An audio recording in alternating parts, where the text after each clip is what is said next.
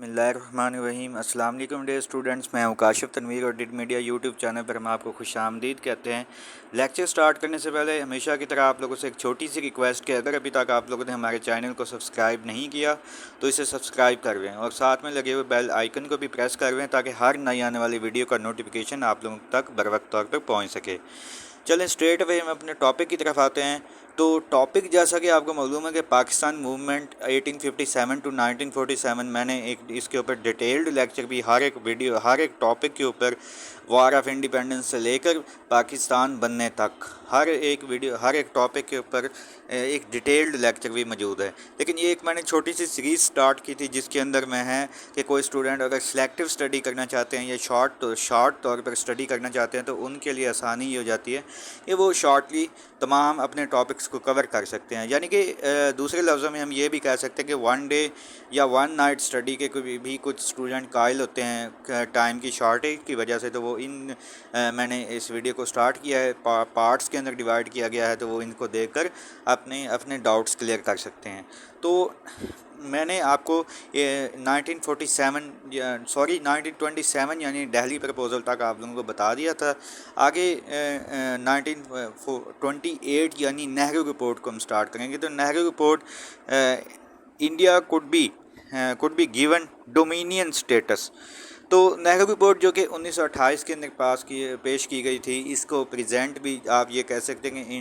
जो थी दिल्ली मुस्लिम प्रपोजल्स के बाद, यानी कि नेहरू रिपोर्ट 1928 के अंदर आई थी। ये जवाहरलाल नेहरू जो थे उन्होंने इसको पेश किया था, जिसके अंदर देखा जाए तो इसके जवाब के अंदर ही कायद आज़म मोहम्मद अली जिन्ना ने अपने 14 पॉइंट्स दिए थे। कायद आज़म मोहम्मद अली जिन्ना ने, मैंने आपको इन डिटेल लेक्चर भी इसके ऊपर मौजूद है, मैंने आपको बताया था कि कायद आज़म के बेसिकली कायद आज़म ने कहा था कि आप जो है I know that was the well organised and well established report. तो आप जो है बेशक ये एक बेस्ट टेस्ट रिपोर्ट है, तो आप मेरे इन पॉइंट्स को भी शामिल कर लें। 14 पॉइंट्स जो हैं तो जो है हम इसको एक्सेप्ट कर लेते हैं। तो अब कायद आज़म के जो 14 पॉइंट्स में से 7 पॉइंट्स ऐसे थे जो कि नेहरू रिपोर्ट के अंदर उनको आप ये कह सकते हैं कि चेंज नहीं किया जा सकता था, बल्कि वो उनके अपोजिट थे, तो उनको 7 पॉइंट्स के साथ रिप्लेस किया जा सकता था। इसी वजह से इनको मानने से आप ये कह सकते हैं कि हिंदुओं ने इनकार भी कर दिया। उन्होंने कहा कि अब जो है हमने अपनी रिपोर्ट बना ली है, लिहाजा आप इसी को ही एक्सेप्ट करें। आगे मतलब कि इसके ऊपर अगर आप डिटेल्ड लेक्चर देखना चाहते हैं तो आपको लिंक भी आपको डिस्क्रिप्शन में मैं डाल दूंगा, तो आप बआसानी तौर पर पढ़ सकते हैं। आगे अल्लामा इकबाल मोहम्मद अली जिन्ना ने 1930 के अंदर अपना खुतबा आलाबाद दिया, जिसके अंदर उन्होंने एक मुसलमानों को वाज़ेह डायरेक्शन दी। उन्होंने कहा कि अगर ज़ाती तौर पर तज़किया करूँ तो मैं कहता हूँ कि अल्लामा मोहम्मद इकबाल का ख़ास तौर पर पॉलिटिक्स के अंदर सबसे बड़ा ये उन्होंने एक अपनी ज़िंदगी का सबसे बड़ा ये रोल प्ले किया, जिसके अंदर उन्होंने कहा कि जो है ख़ास तौर पर मुस्लिम अक्सरियती इलाकों को अलग करके एक अलग से मुस्लिम स्टेट बना दी जाए। आगे मुख्तलिफ राउंड टेबल कॉन्फ्रेंसेज होती हैं, first round table conference, second and third round table conferences, जो कि 1930 से 1931 और 1932 के अंदर होती हैं। 3 राउंड टेबल कॉन्फ्रेंसेज होती हैं, जिसके अंदर बेसिकली ये होता है कि कॉन्स्टिट्यूशनल जो सब कॉन्टिनेंट के अंदर सलूशन है उसको कम सब कॉन्टिनेंट के अंदर कॉन्स्टिट्यूशनल जो प्रॉब्लम्स हैं उसको सॉल्व किया जा सके और किसी तरीके से बरसगीर भी डेवलपमेंट की तरफ आ सके। तो फर्स्ट राउंड टेबल कॉन्फ्रेंस के अंदर आपको पता है, जैसे कि मैंने अपनी डिटेल्ड लेक्चर की भी इसके अंदर डाला हुआ, तो बताया हुआ है कि जो इंडियन नेशनल कांग्रेस थी उस वक्त सिविल डिसोबीडियंस की वो मूवमेंट चला रही थी, तो उन्होंने इसके अंदर शामिल नहीं हुई थी। और इसके बाद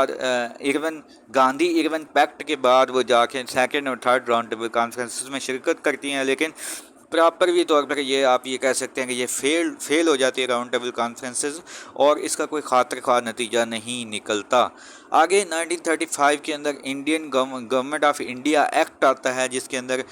काफ़ी मतलब कि कोशिश ये की जाती है कि मुसलमानों के अलावा आप कह सकते हैं कि मैं अगर ये कहूँ कि इंडियंस को सेंट्रल लेजिस्लेटिव काउंसिल के अंदर, या आप कह सकते हैं कि इंपीरियल लेजिस्लेटिव काउंसिल के अंदर ज़्यादा से ज़्यादा नशिस्तें दी जाएँ।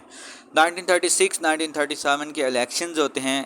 1936 और 7 के अंदर इलेक्शंस होते हैं। इन इलेक्शंस का बेसिकली आप ये कह सकते हैं कि یہ نتیجہ نکلتا ہے کہ جو ہے کہ آپ یہ کہہ سکتے ہیں کہ انڈینز کی یا انڈین نیشنل کانگریس کی اکثریت آپ یہ کہہ سکتے ہیں کہ مسلمانوں کے سامنے کھل کر سامنے آ جاتی ہے کہ وہ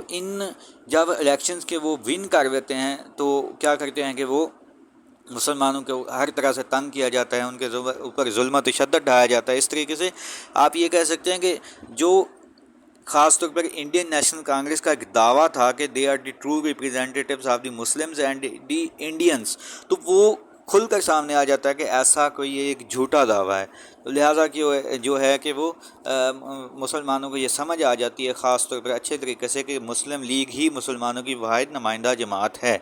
آگے جب 1939 کے اندر وہ کانگریسی جو منسٹرز ہوتے ہیں وہ ریزائن کر دیتے ہیں، تو اس کے بعد مسلمانوں نے ڈے آف ڈیلیورنس بھی منایا تھا، یوم نجات بھی بنایا تھا کہ آج شکر ہے کہ ان سے جان چھوٹ گئی۔ آج کا لیکچر ہم یہیں پہ اینڈ کرتے ہیں۔ Write your question in comment box, hit the like and subscribe button if you haven't yet. Stay tuned and Allah Hafiz.